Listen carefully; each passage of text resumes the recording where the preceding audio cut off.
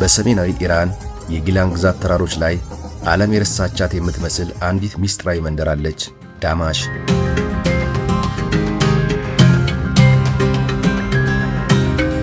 እዚህ ተፈጥሮ የራሷን ድንቅ ሥራ ለመስራት ቸኩላለች። በዓለም ላይ በሌላ በማንኛውም ቦታ የማይበቅለው እንደ ንጽሕና ምልክት የሚታየው ብርቅየው የሊሊ አበባ ውበቱን የሚገልጠው በዚች ምድራዊ ገነት ውስጥ ነው።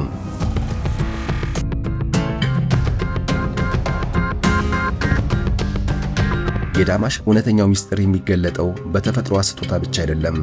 ጭጋጉ ተገልጦ የሙሽሮች ድምፅ ሲሰማ ከተረት መጽሐፍ የወጣ የሚመስል ጥንታዊ ሥነ ሥርዓት ይጀምራል።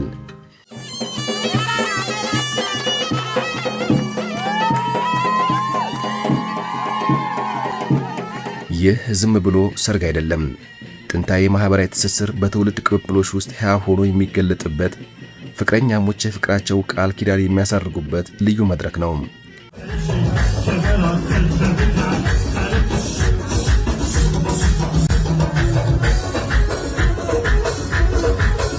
ወደ ኢራን ዳማሽ መንደር እንውሰዳችሁ።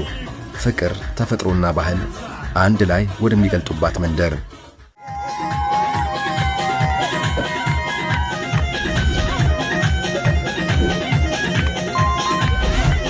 በዳማሽ የሰርግ ጊዜን የሚወስነው የቀን መቁጠሪያ ሳይሆን ራሷ ተፈጥሮ ናት። የግንቦትና የሰኔ ወራት ሲጠቡ በተራራው ላይ አንድ ተአምር ይከሰታል።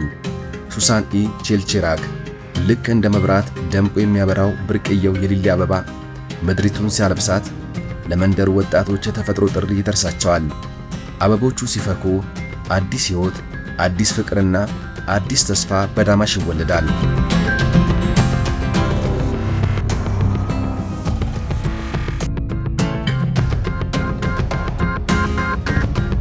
ሁሉ ነገር የሚጀምረው በታላቅ አክብሮትና ሥርዓት ነው።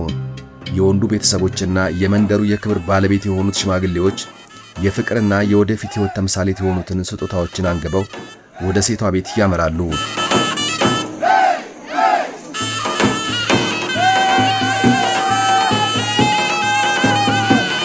ይህ ጉዞ የሁለት ልቦች ብቻ ሳይሆን የሁለት ቤተሰቦች ትስስርም ጭምር ነው።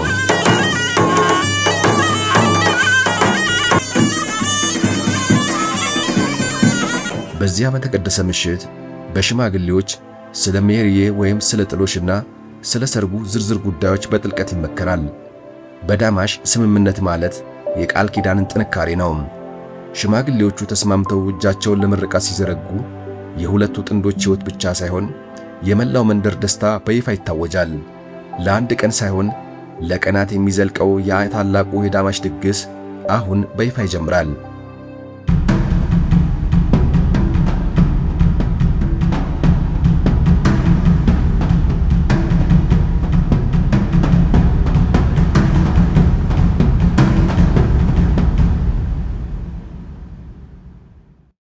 በዳማሽ ሰማይ ስር እንግዳ ወይም የራቀ ሰው የሚባል ቃል ትርጉም የለውም። እዚህ የአንድ ጥንዶች ሰርግ የመላው መንደሩ ሰርግ ነው። የሰርጉ ቀን ሲታወጅ በመንደሩ ውስጥ ያባር የተባለው ጥንታዊና ድንቅ የጋራ መረዳዳት ሥርዓት ይነቃቃል። ያለምንም ጥሪ፣ ያለምንም ወረቀት ግብዣ መላው የመንደሩ ሕዝብ በአንድ ልብ ወደ ሙሽራው ቤት ይተማል።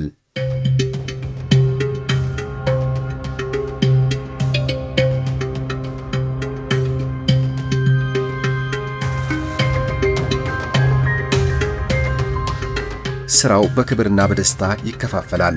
ጉልበት ያላቸው ወንዶች ለቀናት ለሚዘልቀው የምግብ ማብሰያ የሚሆን እንጨት ለመልቀም ወደ ጫካ ይሰማራሉ። ሌሎች ደግሞ እንግዶችን የሚያስተናግዱ ግዙፍ ድንኳኖችን በጋራ ጉልበት ይተክላሉ። በሌላ በኩል ደግሞ የዳማሽ እናቶችና እህቶች በአንድ ላይ ይሰባሰባሉ። በሰርጉ ዕለት ምድሪቱን እንደ ሊሊ አበባ የሚያደምቋቸውን ማራኪና ባለቀለም ባህላዊ ቀሚሶች በጋራ ይሰፋሉ። የሙሽራውን ቤት ለታላቁ ቀን ያሰናዳሉ።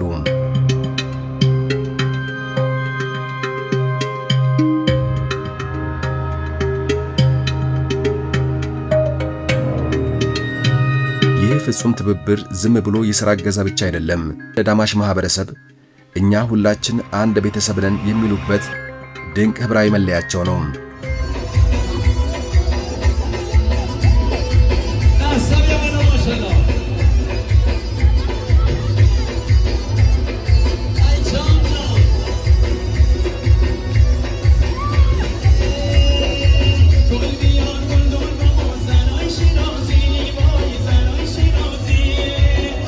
በዳማሽ ባህል ሙሽራው ዳማድ ይባላል።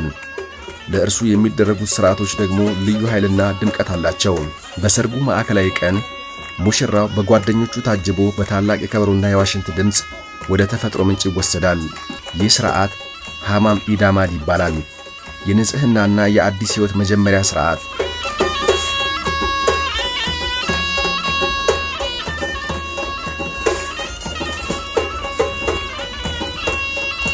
ሙሽራው ታጥቦ ሲወጣ ጓደኞቹ እያጨበጨቡና እያዜሙ አዲሱን የሰርግ ልብስ ያለብሱታል። በመቀጠልም ሜዳማ በሆነ ስፍራ ላይ የክብር ወንበር ይዘጋጅለታል። የመንደሩ ጸጉር አስተካካይ የሙሽራውን ጸጉርና ጺም ማስተካከል ይጀምራል።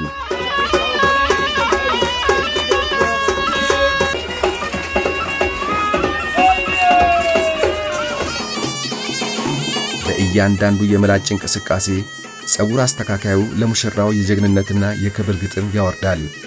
ታዳሚው በስንኞቹ እየተማረከ ለጸጉር አስተካካዩ ሻባሽ ወይም የገንዘብ ስጦታ ያበረክታል።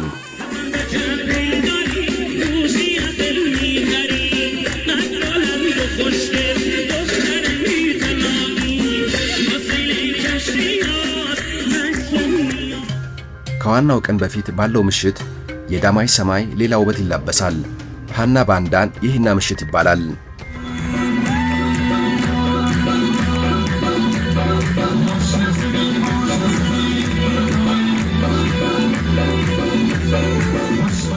የሙሽራው ቤተሰቦች በሻማና በክሮች ያጌጠውን የሂና ቅልቅል በዘፈንና በጭፈራ ይዘው ይመጣሉ። ይህንን ሂና በሁለት ጥንዶች መዳፍ ላይ ይቀባሉ። እሱም በዳማሽ ባህል የፍቅር፣ የመልካም ዕድልና የዘላቂ ብልጽግና የማይፈርስ ማህተም ተደርጎ ይወሰዳል።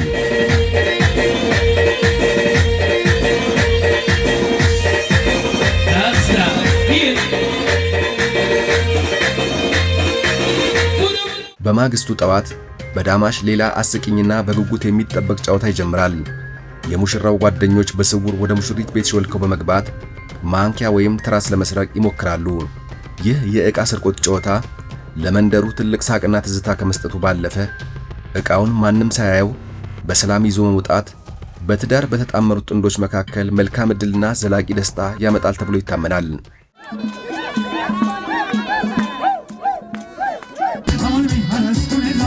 ወደ አዲሱ ቤታቸው ደጃፍ ሲረግጡ የሚከናወኑት ሥርዓቶች ግን ዝም ብለው ባህላዊ ትዕይንቶች ብቻ አይደሉም። እጅግ ጥልቅና ረቂቅ ትርጉም ያላቸው የሕይወት ማህደር ናቸው።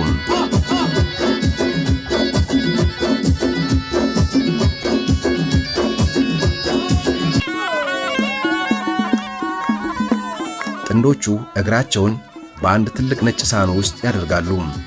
በሞቀ ወተትና በሮዝ ውሃ በጋራ ይታጠባሉ። ወተቱ የንጽህናና የሰላም ምልክት ሲሆን፣ የሮዝ ውሃው ደግሞ የወደፊት ሕይወታቸው ዘላቂ መልካም መዓዛና ውበት ማብሰሪያ ነው። ከዚያም ሙሽሪት ከአባቷ ቤት በክብር ያመጣችውን ልዩ ስጦታ ይቀርባል።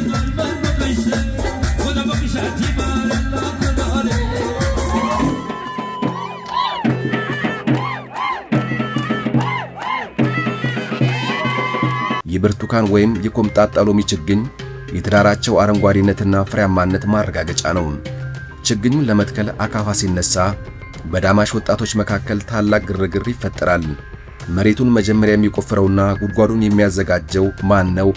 ሙሽራው ወይስ ሙሽሪት በሚለው ጥያቄ ወጣቶች በሁለት ወገን ተከፍለው በሳቅ ይሟገታሉ።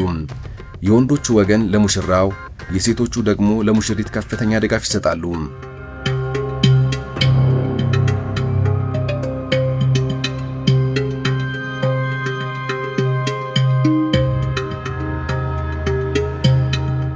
ይህ ጨዋታ በአዲሱ ትዳር ውስጥ የመጀመሪያውን የአመራር ሚና የሚይዘው ማን ነው የሚለውን በፈገግታ የሚፈትሹበት የዳማሽ መንደር እጅግ ተወዳጅ መስተጋብር ነው። ጥንዶቹ በሳቅ ተውጠው ችግኙን ሲተክሉ ሜዳው በሙሉ በሰርግ ዜማዎችና በጭብጨባ ይናወጣል።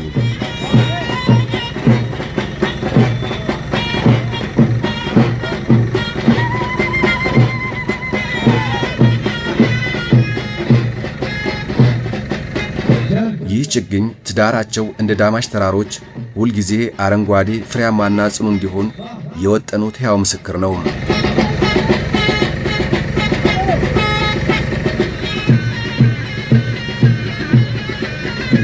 በዳማሽ ሰርግ ላይ ሌላው የሚማርከው ነገር የምግብ አዘገጃጀቱ ነው። የጊላን ግዛት በዩኔስኮ የምግብ ከተማ ተብሎ ዕውቅና ተሰጥቶታል። ምግቡ የሚበስለው በሜዳ ላይ በትላልቅ የናስ ድስቶችና በእሳት በመሆኑ ልዩ የጭስ መዓዛ አለው።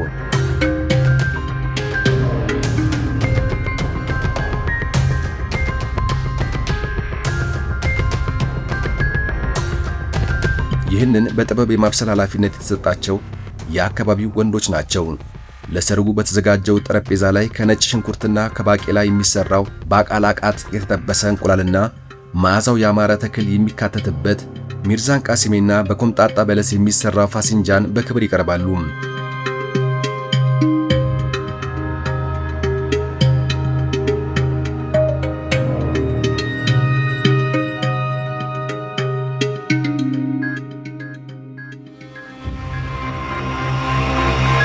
በቂቤ የሚበስለው ሩዝ በዓለም ታዋቂ በሆነው የወይራ ፍሬ የሚዘጋጅ ዘይቱን ፓርቫዶፍ እና በሮዝ አበባ ቅጠሎች ያጌጠው የእርጎ መጠጥ ወይም ዶግ ማዕዱን በደመቀ ሁኔታ ይሞሉታል።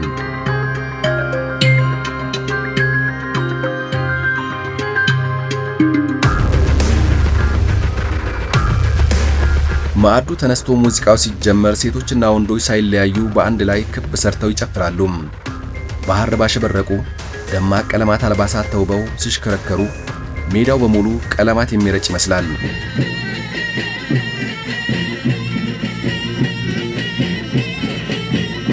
ሙዚቃው ሲፋጠን በዳማይ ሰማይ ስር ሌላ አስደናቂ እይታ ይፈጠራል። ሴቶቹ ዳስማል ወይም ሌቻክ የሚባሉትን በቀለማት የሸበረቁ የሐር ጨርቆችን በእጃቸው ይዘው ወደ መድረኩ ይሰባሰባሉ።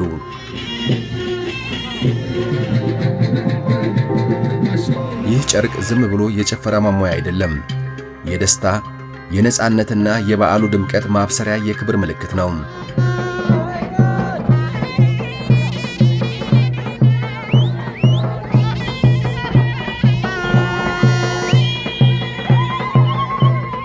ጨርቆቹን ወደ ላይ ከፍ አድርገው ማውለብለባቸው ልባቸው ውስጥ ያለውን ጥልቅ ደስታ የሚናገሩበት ባህላዊ መገለጫቸው ነው።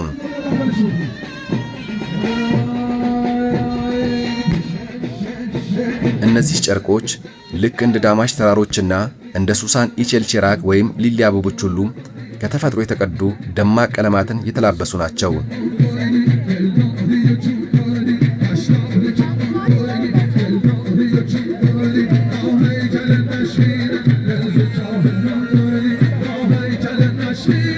እናቶችና እህቶች ረጅሙንና ባለብዙ ንብርብሩን ባህላዊ የቃሲሚ ቀሚሳቸውን ለብሰው ዳስማሉን በሙዚቃ ምት እኩል ወደ ላይና ወደ ታች እያውለበለቡ ሲሽከረከሩ ሙሉ ሜዳው በነፋስ እንደሚወዛወዝ በቀለማት ያሸበረቀ ተንቀሳቃሽ የአበባ የአትክልት ስፍራ ይመስላሉ።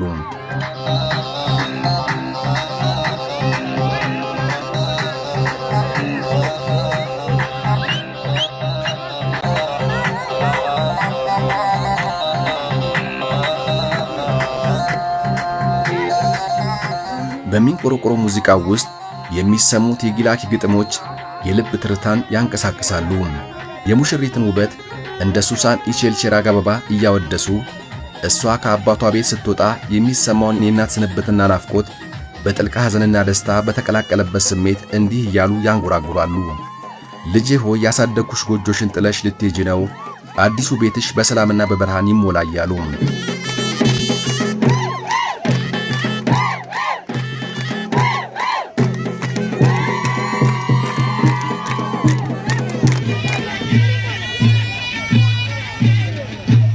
በሌላ በኩል ደግሞ ጊሌማርድ የተባለው ባህላዊ የትግል ጨዋታ ይካሄዳል። የመንደሩ ጠንካራና ወጣት ጎረምሶች ፍልሚያውን ያደርጋሉ።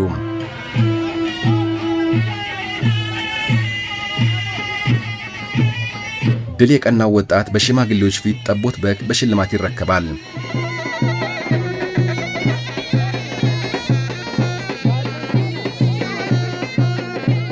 የሰርጉ ፍጻሜ ላይ የሚደረገው ሻባሽ ወይም የገንዘብ ስጦታ ሥርዓት የመንደሩን የረቀቀ ማህበራዊ ሥርዓት ያሳያል። እያንዳንዱ የተደረገው ስጦታ በአንድ ልዩ ደብተር ላይ በጥንቃቄ ይመዘገባል። ይህ መዝገብ እንደ ማህበራዊ ዕድርና የደህንነት መረብ ሆኖ ያገለግላል። ነገ ሌላው የመንደሩ ሰው ሰርግ ሲደግስ ዛሬ የተቀበሉት ሙሽሮች ያንን ገንዘብ መልሰው የመክፈል ግዴታ አለባቸው። ይህም ለአዲሶቹ ጥንዶች በአዲሱ ሕይወታቸው መጀመሪያ ላይ ትልቅ የኢኮኖሚ ዋስትናና መረጋጋት ይሰጣቸዋል።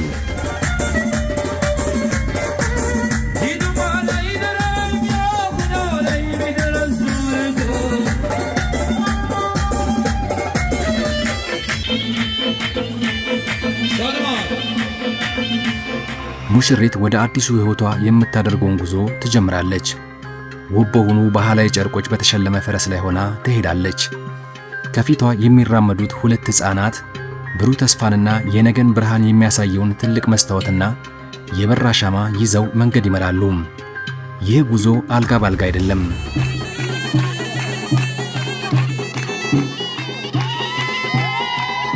የመንደሩ ወጣቶች ፍቅራቸውንና ጨዋታቸውን የሚገልጡበት ሌላው ሥርዓት ይጀምራል። መንገዱን ይዘጋሉ። ባህሉ ነውና ሙሽራውና ቤተሰቦቹ ፈገግታ በተሞላበት ድርድር ለወጣቶቹ ገንዘብና ጣፋጭ በመስጠት የፍቅር መንገዳቸውን ያስከፍታሉ።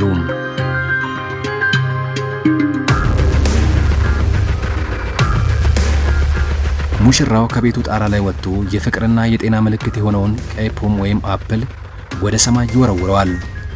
ያላገቡ የመንደሩ ወጣቶች ይህንን የዕድል ፖም ለመያዝ እርስ በእርስ ይሻማሉ።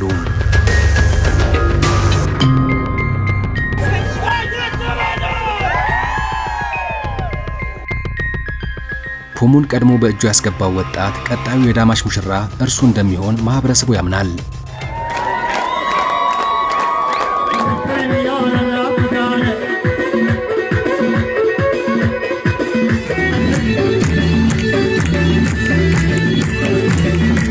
በዳማሽ ተራሮች ላይ ፀሐይ ቀስ እያለች ስትጠልቅና ምሽቱ ሲተካ ሰርጉ ይጠናቀቃል። በመካከላቸው የዘሩት የፍቅር የታማኝነትና የመረዳዳት ዘር ግን ለዘላለም ይኖራል።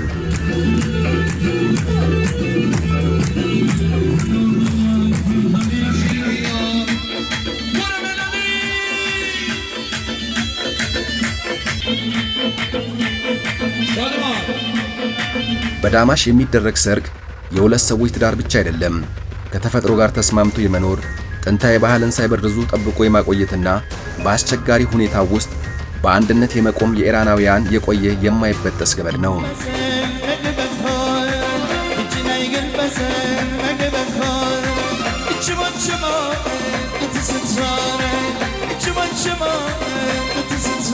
በደመናዎች መካከል የተደበቀችው የዳማሽ መንደር ዛሬም ድረስ እውነተኛው የሰው ልጅ ፍቅር፣ ትብብርና አንድነት ምን እንደሚመስል ለዓለም ታስተምራለች።